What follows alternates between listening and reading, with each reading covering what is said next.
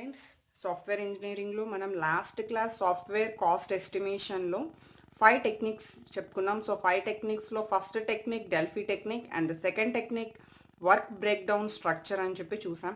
So third one వచ్చేసి 3 point estimation and functional point and fifth one వచ్చేసి PERT technique అని చెప్పుకున్నాం. So ఈ 3 టెక్నిక్స్ మనం ఈరోజు క్లాస్లో చూద్దాం. So first of all Delphi technique and work break down structure తర్వాత వర్క్ బ్రేక్ డౌన్ స్ట్రక్చర్లో మనం ఏం చెప్పుకున్నామంటే మన దగ్గర ఉన్న ప్రాజెక్ట్ మాడ్యూల్స్ మొత్తాన్ని ఈచ్ అండ్ ఎవ్రీ స్మాల్ కాంపనెంట్గా డివైడ్ చేస్తూ ఆ కాంపనెంట్స్ మీద ఆ మాడ్యూల్స్ మీద మనం ఎస్టిమేషన్ ప్రాసెస్ అనేది పెర్ఫామ్ చేస్తామని చెప్పుకున్నాం. So that is work break down structure. Same work break down structure ఎలా అయితే చేస్తామో సేమ్ 3 పాయింట్ ఎస్టిమేషన్ కూడా మనం బేస్డ్ ఆన్ WBS టెక్నిక్తోనే మనం సిమిలర్గా చేసుకుంటూ వెళ్తాం. బట్ 3 పాయింట్ ఎస్టిమేషన్లో the different one is statistical process. అంటే స్టాటిస్టికల్ డేటా ఏదైతే ఉందో మనం ఒక సాఫ్ట్వేర్ ఎస్టిమేషన్ చేస్తున్నాం, ఒక ప్రాజెక్ట్ చేస్తున్నాం, ఆ ప్రాజెక్ట్కి సంబంధించి డేటాని కలెక్ట్ చేసాం. సో నార్మల్ డేటా ఉంటుంది, స్టాటిస్టికల్ డేటా ఉంటుంది.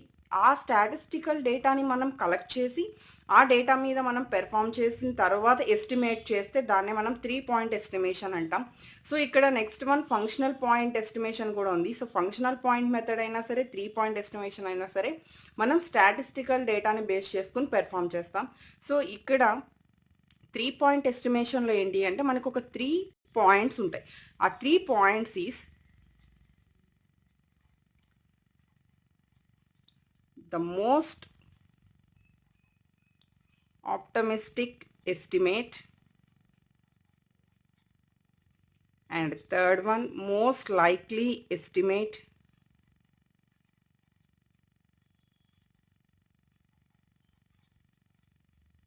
and least likely estimate. Okay, మనం ఏ క్యారెక్టర్స్తో అయినా వీటిని డిఫైన్ చేసుకోవచ్చు. నేను జనరల్గా దీని మోస్ట్ ఆప్టమిస్టిక్ ఎస్టిమేట్ ఏ కింద డిజైన్ చేస్తున్నాను and most likely estimate M కింద and least likely estimate B కింద తీసుకుందాం అనుకుంటున్నాను. దెన్ మనం estimation E means estimation.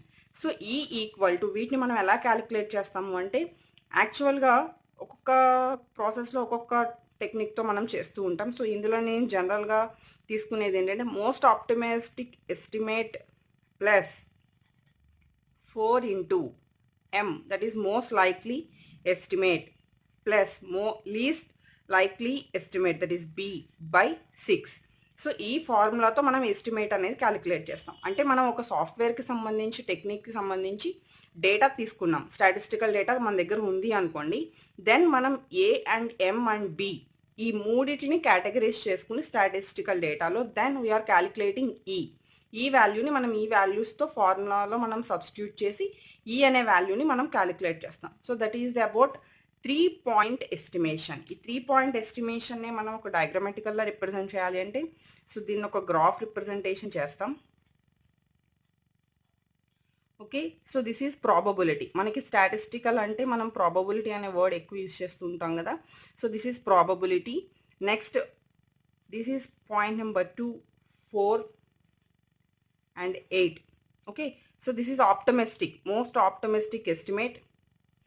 Then ఇక్కడ నుంచి మోస్ట్ లైక్లీ ఎస్టిమేట్కి ఎప్పుడైతే రీచ్ అవుతుందో most likely estimate, after that again okay least. So ఇలా ఏంటంటే పర్సన్ పర్ డేస్, అంటే ఒక ఎంప్లాయీ ఎన్ని డేస్లో ఆ మాడ్యూల్ పెర్ఫామ్ చేస్తున్నారు, that is estimation. Person days and probability, ఈ 2 కాంబినేషన్కి మనం ఒక గ్రాఫ్ కనుక ఫామ్ చేస్తూ ఈ 3 పాయింట్ ఎస్టిమేషన్ కింద మనం బేస్ చేసుకుంటూ ఉంటాం. సో దీనికి ఫార్ములా వచ్చి equal to A + 4 into M plus B by 6. దీన్ని ఒక ట్రయాంగిల్ డిస్క్రిప్షన్లో తీసుకుంటే మీన్ అనేది క్యాలిక్యులేట్ చేసుకోవచ్చు. That is mean equal to optimistic estimate A, most likely estimate M and least likely estimate B. So ఈ 3 mean అంటే by ఎన్ని parts ఉన్నాయి, 3 పార్ట్స్, దట్ ఈస్ 3. సో మీన్ని మనం క్యాలిక్యులేట్ చేయాలి అంటే ఇలా A + M + B by 3 అంటే 3 డిస్ట్రిబ్యూషన్స్ని బై 3తో మనం డివైడ్ చేస్తూ మనం మీన్ అనేది క్యాలిక్యులేట్ చేస్తాం. అలానే మనం ఇంకా స్టాటిస్టికల్ ఫార్ములాస్ మనం ఏదైనా కూడా ఈ 3 వాల్యూస్‌ని బేస్ చేసుకొని మనం క్యాలిక్యులేట్ చేసుకోవచ్చు. So, this is about 3 point estimation. After that మనం ఏం చెప్పుకున్నాం? Functional point method. So, functional point method వచ్చేసరికి 3 పాయింట్ ఎస్టిమేషన్ నుంచి మనం ఫంక్షనల్ పాయింట్ మెథడ్ కూడా సేమ్ అలానే ఉంటుంది.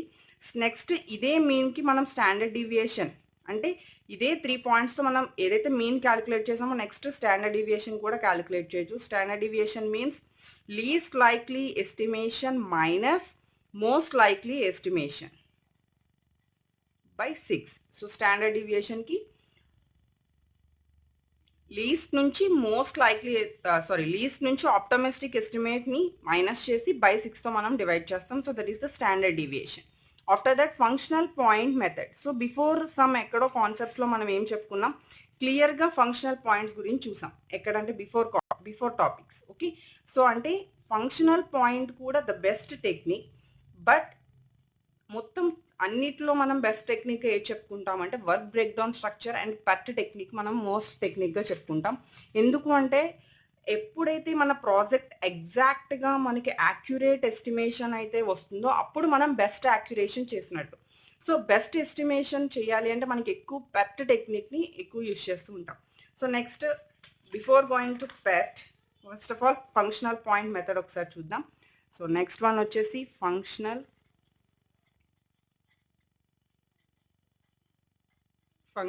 Point method. సో, సేమ్ ఎలా అయితే ఇప్పటి వరకు మనం 3 పాయింట్ స్ట్రక్చర్ చెప్పుకున్నాము, సేమ్ ఫంక్షనల్ పాయింట్ కూడా అంతే. But it is a measure of functional or user point of view.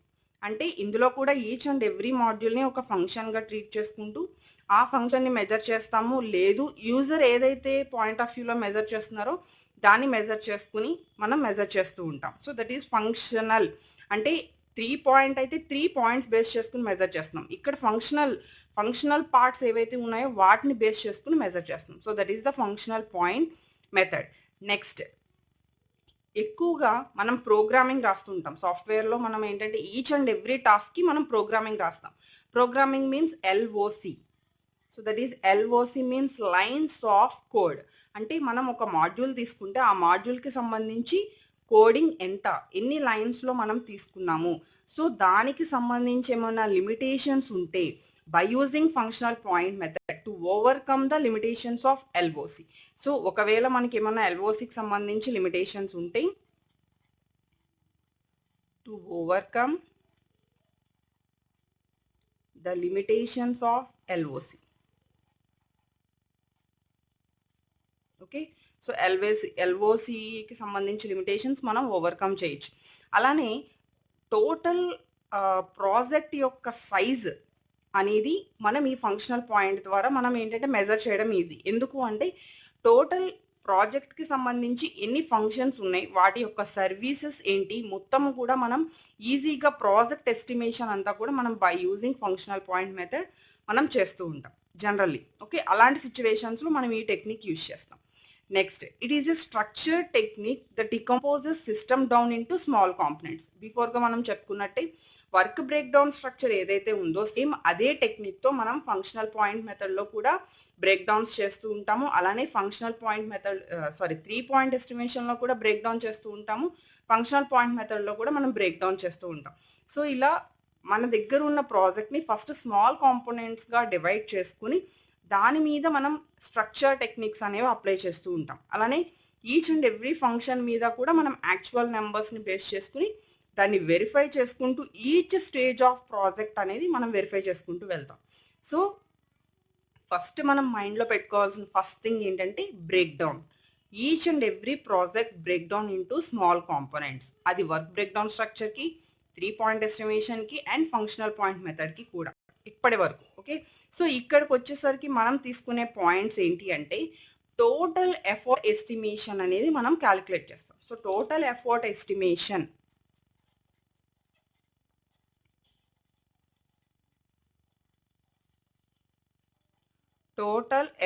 Estimation equal to ఆ టోటల్ ఎఫర్ట్ ఇందాకే మనం చెప్పుకున్నాం కదా, ఎప్పుడు ఫంక్షనల్ పాయింట్ యూజ్ చేస్తాము అంటే ఎంటైర్ సాఫ్ట్‌వేర్ ప్రాజెక్ట్‌కి సంబంధించి మొత్తం ఎఫర్ట్ ఎస్టిమేషన్ చేయాలి అన్నప్పుడు మనం ఎక్కువ ఫంక్షనల్ పాయింట్ యూజ్ చేస్తాం. ఈ టోటల్ ఎఫర్ట్ ఎస్టిమేషన్ మనం క్యాలిక్యులేట్ చేయాలి అంటే ఫస్ట్ ఆఫ్ ఆల్ ప్రాజెక్ట్ మొత్తంలో ఉన్న ఫంక్షనల్ పాయింట్స్ మనం అండర్స్టాండ్ చేయాలి. So that is total function points into estimate defined per function point. అంటే ఒక total function points for example ఒక 20 ఉన్నాయి అనుకుందాం. ఈచ్ ఫంక్షన్ పాయింట్ అంటే ఒక్కొక్క ఫంక్షనల్ పాయింట్కి ఎంత డిఫైన్ చేస్తున్నాం మనం, ఎస్టిమేషన్ ఎంత డిఫైన్ చేస్తున్నాం అనేది కూడా క్యాలిక్యులేట్ చేయాలి. So estimate defined per functional point. Okay, total functional point into estimate defined per function point. So ఇలా మనం క్యాలిక్యులేట్ చేస్తే that is total effort estimation అవుతుంది. ఇలా మనం ఈ 2 పాయింట్స్ కేటగిరీస్ చేయడం కోసం మనం ఒక 3 పాయింట్స్ తీసుకుంటున్నాం. So that is complex, medium and simple. Okay, ఈ 3 పాయింట్స్ని బేస్ చేసుకుని first functional, total points, estimate define per point, total estimate effort, ఇలా మనం 3 క్యాలిక్యులేట్ చేస్తాం. ఈ 3 పాయింట్స్కి మనం తీసుకునేది ఏంటి అంటే weight, function points and total.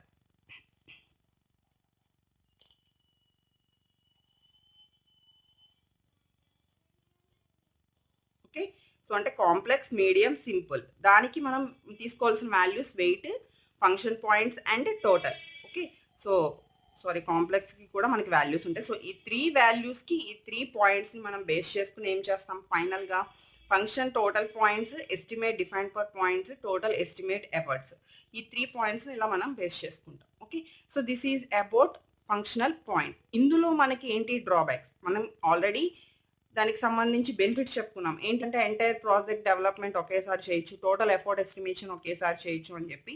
But దీనికి సంబంధించి కొన్ని డ్రాబ్యాక్స్ ఉన్నాయి. ఏంటి ఆ కొన్ని డ్రాబ్యాక్స్ అంటే, కొన్ని హిడెన్ ఫ్యాక్టర్స్ ఎప్పుడైతే ప్రాజెక్ట్లో ఉంటాయో వాటిని ఓవర్కమ్ చేసుకుంటూ మనం ఎస్టిమేట్ చేయడం అనేది ఇందులో కొంచెం డిఫికల్ట్. ఓకే, అలానే కంపారిటివ్లీ పెర్ట్ టెక్నిక్, కమింగ్ సూన్ మనం పెర్ట్ టెక్నిక్ చెప్పుకుంటాం. అలాంటి కొన్ని బెస్ట్ టెక్నిక్స్తో పోలిస్తే దీనికి యాక్యురేట్ రిజల్ట్ అనేది రాదు. ఓకే, సో ఇది కంప్లీట్గా మన థింకింగ్ మీద బేస్ అయి ఉంటుంది. అంటే ఫస్ట్లోనే మనం ఎంటైర్ ప్రాజెక్ట్కి సంబంధించి ఫంక్షనల్ పాయింట్స్ థింక్ చేయగలగాలి. So this is completely based on our thinking. ఇలా కొన్ని రిస్క్స్ అన్నీ కూడా మనకి ఫంక్షనల్ పాయింట్స్లో ఉన్నాయి. Some techniques having some disadvantages, some techniques having some advantages, but each and every వన్లో కూడా ఎంతో కొంత డిసడ్వాంటేజ్ అనేది ఉంటుంది. So this is about functional point. Okay, so next one వచ్చేసి PERT technique. PERT means PERT, last technique ఇది PERT technique. So ఈ PERT technique ఏంటి అంటే program evaluation and review technique.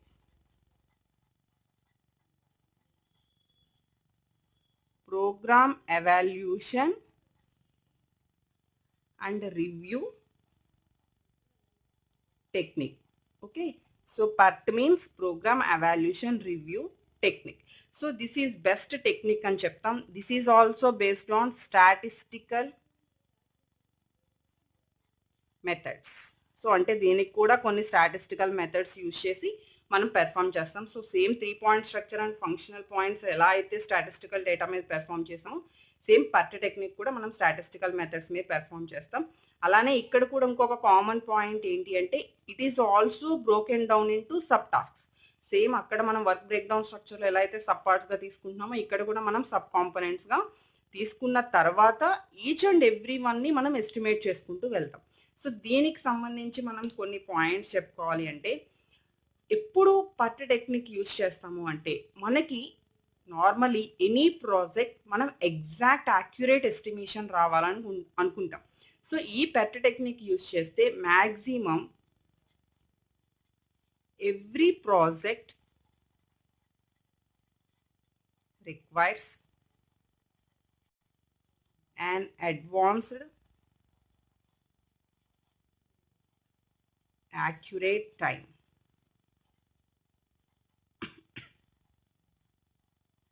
and estimate. Okay, so దానికోసం మనం ఈ PERT టెక్నిక్ని one of the best successful టెక్నిక్గా మనం చెప్పుకోవచ్చు.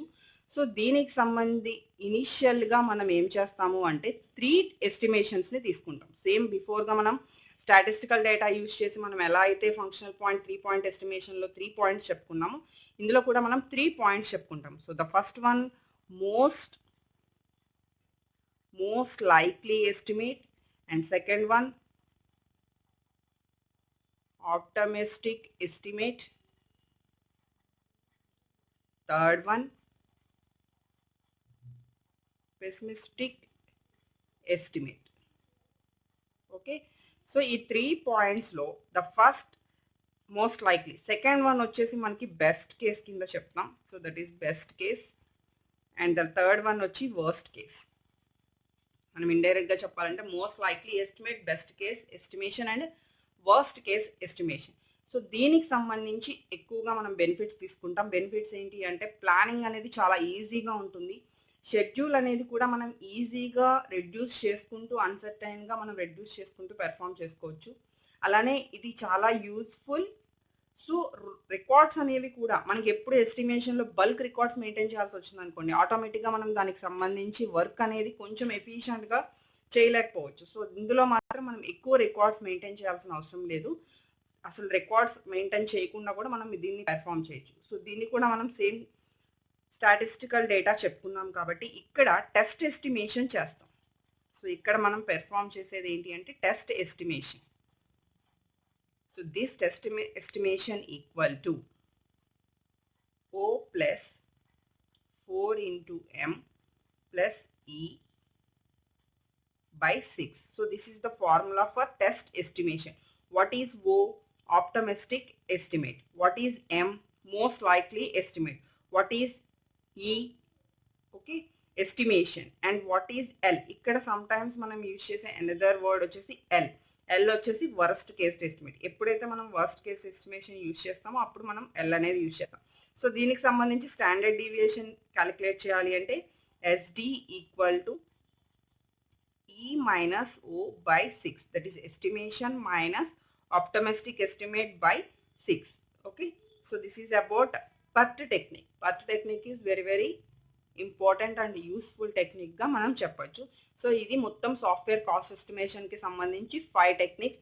ఫస్ట్ వన్ వచ్చి Delphi technique, and the second one వచ్చి work break down structure, third point 3 point estimation, fourth one functional point, and fifth one వచ్చేసి పర్ టెక్నిక్. ఓకే, క్లాస్ నచ్చినట్టయితే కనుక ఛానల్ని subscribe చేయండి అండ్ వీడియోని లైక్ చేయండి.